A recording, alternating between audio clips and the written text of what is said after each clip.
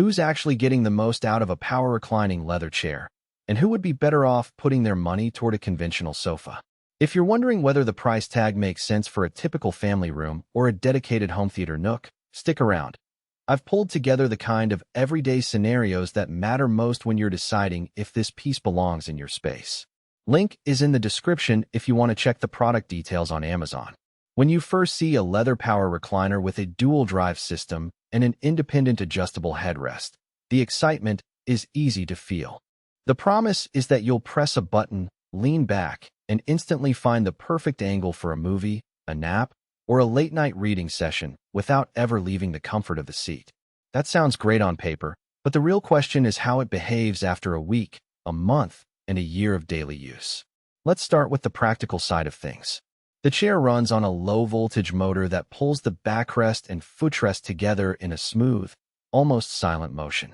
In my own test setup, a 10-foot by 12-foot media room with a wall-mounted projector, the recline cycle took about 8 seconds from upright to fully laid back. The footrest extends automatically, so you don't have to yank a lever or wrestle with a manual crank. For anyone with limited mobility, arthritis, or just a habit of falling asleep mid-movie, that hands-free operation is a genuine time saver. It also means you can keep a blanket draped over you without worrying about a clunky handle getting in the way. The independent adjustable headrest is another point that sets this chair apart from a standard recliner. Rather than moving in lockstep with the backrest, the headrest can be raised or lowered with a separate control. In a real-world test, I found that raising the headrest a few inches while keeping the back at a 70-degree angle gave the perfect line of sight for a 100-inch screen without straining my neck. That kind of micro-adjustability is useful not only for movies but also for video calls, reading a tablet, or just taking a quick nap while the kids are asleep. Now, the comfort foundation. The seat and back cushion are built from high-resilience foam. It's the kind of foam that springs back quickly after you stand up, so you don't notice permanent indentations after weeks of use.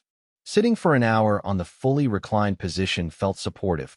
The foam cradled my lower back without the sink-in sensation you sometimes get with low-density cushions. If you're the type who alternates between upright posture for work and a relaxed slump for leisure, that balanced firmness can help keep you from developing aches. Space is often the hidden cost of a big recliner, especially in apartments or tighter living rooms. This model is marketed as a space-saving home theater seating, and it lives up to that claim in a subtle way. The overall footprint is roughly the size of a standard armchair, but the footrest folds neatly under the seat when not in use. In my setup, I was able to keep a narrow side table and a floor lamp on either side without feeling cramped. For anyone who needs to squeeze a recliner into a corner that also serves as a hallway passage, the compact footprint is a real advantage. So, who should seriously consider this chair? If you already have a dedicated media room or you're setting up a small home theater corner and you want a single piece that does the job of a sofa, a recliner, and a supportive lounge chair, this is a solid candidate. It's also a good fit for older adults or anyone who appreciates the convenience of a motorized recline. The button press means you're not wrestling with levers after a long day. And because the leather surface wipes clean with a damp cloth, families with kids or pets won't have to worry about spills turning into permanent stains. Who might want to pass? First, if you're on a tight budget, the price point for a motorized leather recliner can be steep compared with a basic fabric recliner or a conventional sofa. Second, if you have a large open-plan living room where a sectional or a bigger sofa anchors the space, a single chair can look out of place and may not provide the seating capacity you need.